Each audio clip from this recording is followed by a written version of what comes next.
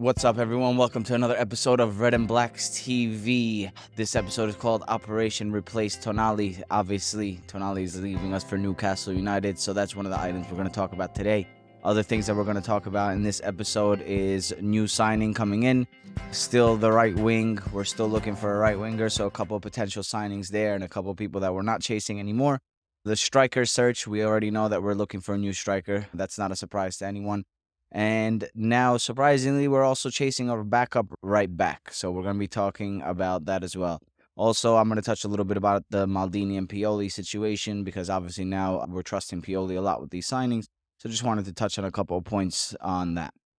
We're going to get right into Tonali going into Newcastle. This has been a long and ongoing process for the last couple of weeks of Tonali basically accepting personal terms with Newcastle United. So now he is officially leaving us. They're saying about 70 million euros is the fee. He'll be making maybe 2-3 times more in Newcastle than he is in Milan. So to be honest, it's not much of a surprise that we would, one, accept this offer, and two, that he would accept this offer.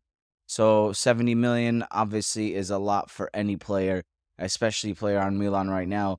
There's probably only two players that are worth more than that, in my opinion, which is Leao and Theo.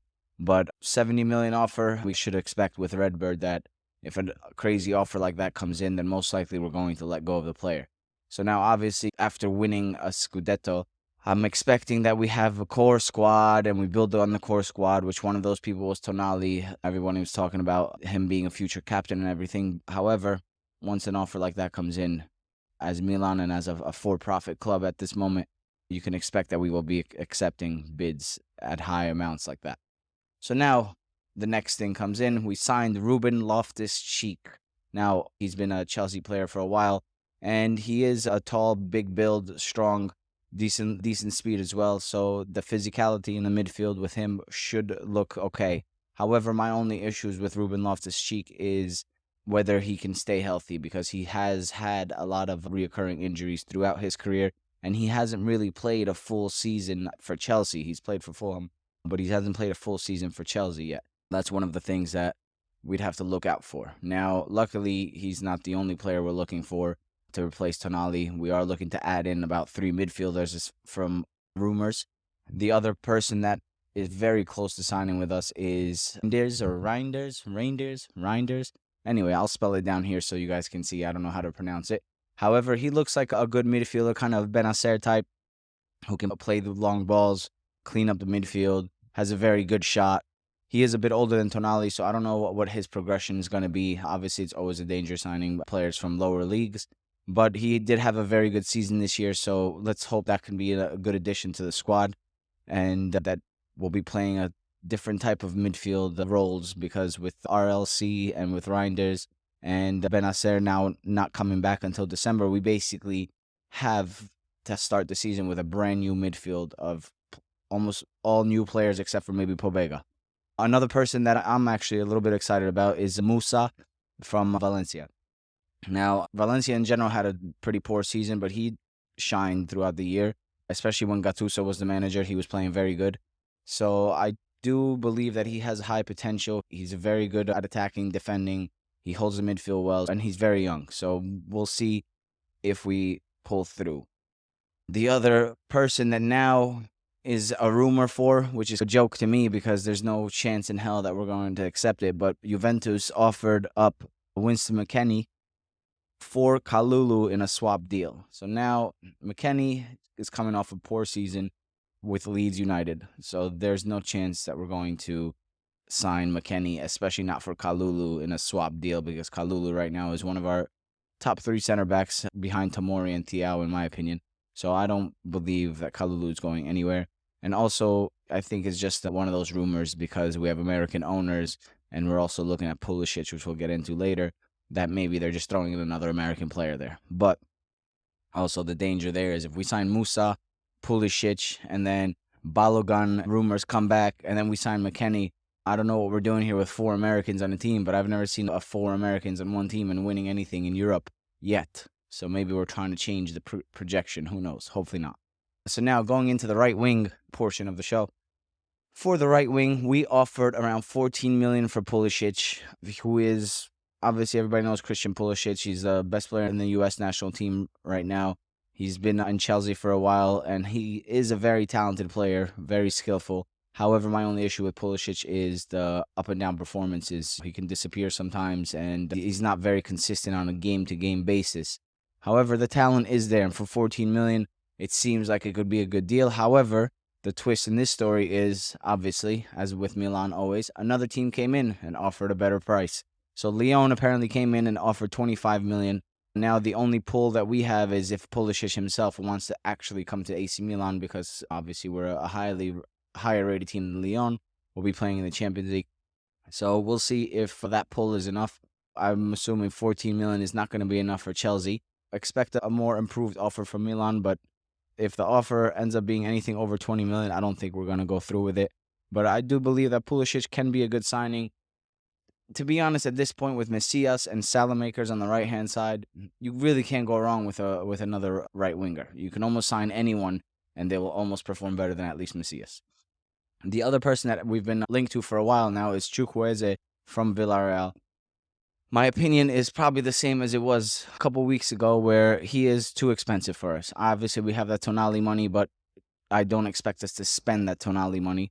So I don't think that we'll be able to sign the Villarreal right winger, even though he is a great player, very strong and powerful, and it seems like the focus of the team for Villarreal was on him. So if he plays with us and everybody's going to be focusing on Leao, this will definitely open him up on the right side, and he might be even better for us than he was at Villarreal. But like I said, I don't think we'll be able to offer the 30 million that Villarreal is looking for, 30 to 35 million. We'll see how the summer progresses, I guess. Another shot in the dark is Adama Traore from Wolves. Now, this player, me personally, I like him. However, again, he's not a finisher. He doesn't get a lot of goals. He doesn't really get a lot of assists. What he does well is he runs like an animal. He's very fast, very strong, and very skillful.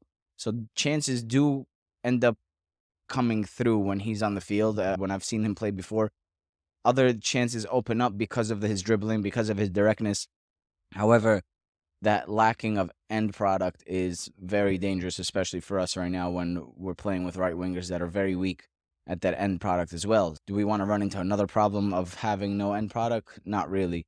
But if we sign Traore as a backup right winger for, one of these other top signings that we're looking for, sure, I wouldn't mind signing him at all. But to sign him to be a starter or to challenge with the Salamakers for the season, I just think we'll be going into the same problem that we had for the last couple of years, where only our left wing is consistent and our right wing just pops up every once in a while. Now, in regards to the strikers is a problem. And now we're looking at a very underwhelming signing, who is Morata from Atletico Madrid. We've been talking to his people and trying to get a deal sorted through. I'm not too excited about Morata. I will say one thing positive about him, though, is that he is a good team player. He's a striker that actually can pass the ball well, hold the ball up well, and plays very good on the transition as well. Maybe he can be a good signing or a decent enough to at least make a functioning squad. Let's say that.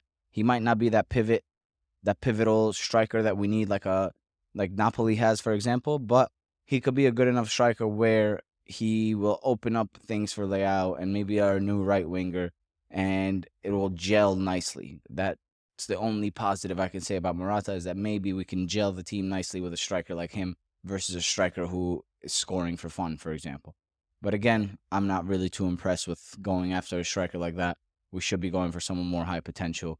Obviously, we lost Thuram to Inter, and I did think that Thuram would be a good signing. However, after some other things came through, Thuram actually might be a blessing in disguise that we lost him to Inter Milan, because he does give me vibes of Lukaku, which obviously Lukaku did well in Serie A, but Lukaku's touch is horrendous, and we don't want a striker like that. We'll see what happens. Obviously, Thuram going to Inter is a blow, but we'll see who we sign, and it might end up better.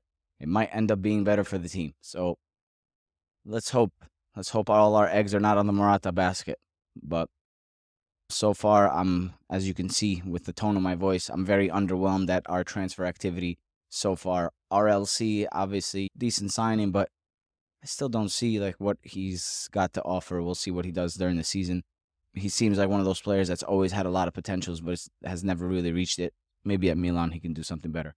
Now, as for the right back, this was a surprise to me. Obviously, Kalulu is probably considered a center back, seeing now that we're looking for a right back, a backup to Calabria. I always thought that Kalulu would be a good backup to Calabria, but it seems like we're pushing him more to the center, which is not a bad idea, except for some of his crazy brain moments this past season. The two right backs that we're interested in, it's Wilfried Singo from Torino, which we've heard of him before because we've played him a couple of times in the last couple of years, and also Ivan Fresneda from Real Valladolid. Now, with Singo, I did like him a year ago. This year, he's been a little bit less productive, and it seemed like he's regressed a bit, or at least stagnated in Torino. Maybe that's because he's at Torino and there's no incentive to even be better sometimes with the mid-table teams, or who knows, maybe he is regressing. He is fast. He's a good dribbler. He does play mostly right wing back. He doesn't really play on a back four as a right back, as a traditional right back. So that could also be an issue with our team if we are to sign him.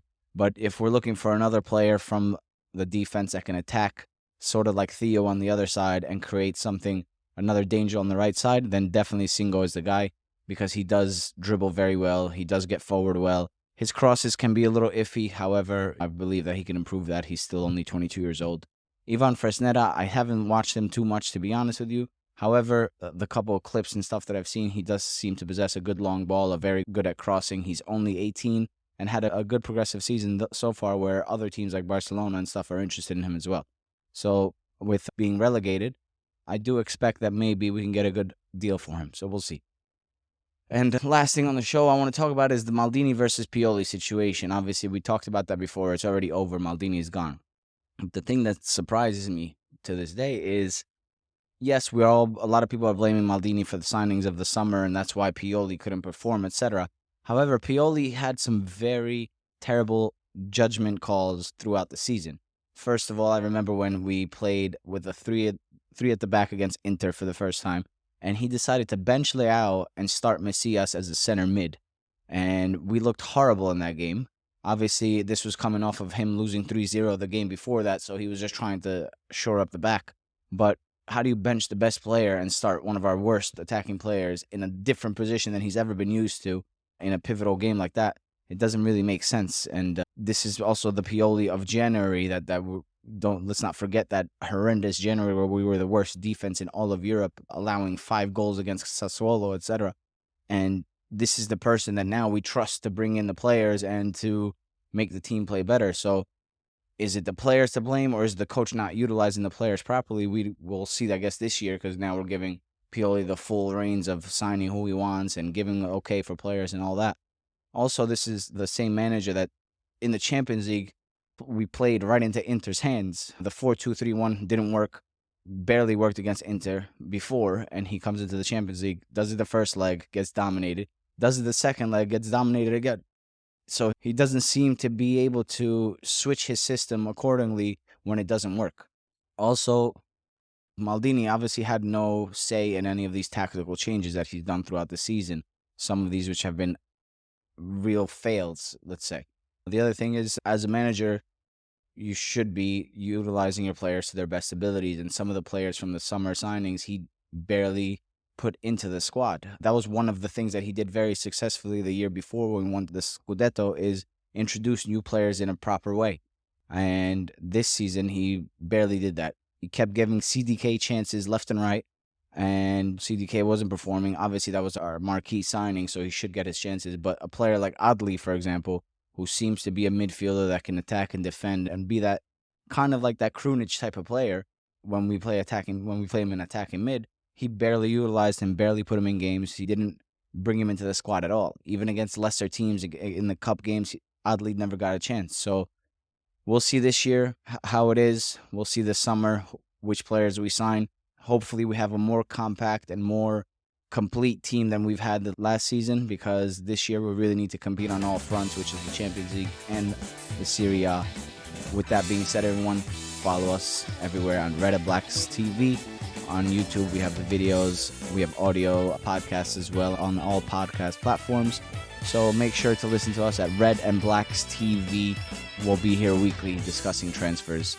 See you guys soon, and thanks a lot for following. Thanks, by the way, all of my YouTube viewers. Thank you. I didn't expect to reach some of these views that we've had so far. Obviously, it's only 2 episodes in, and we're reaching over 500, 600 views on YouTube. That's pretty exciting. And bear with me while I still get better at editing and start throwing in more of these highlights that I have been in the last couple videos. Thanks again, Red and Black TV. Don't forget to follow us and tell your friends. Thank you.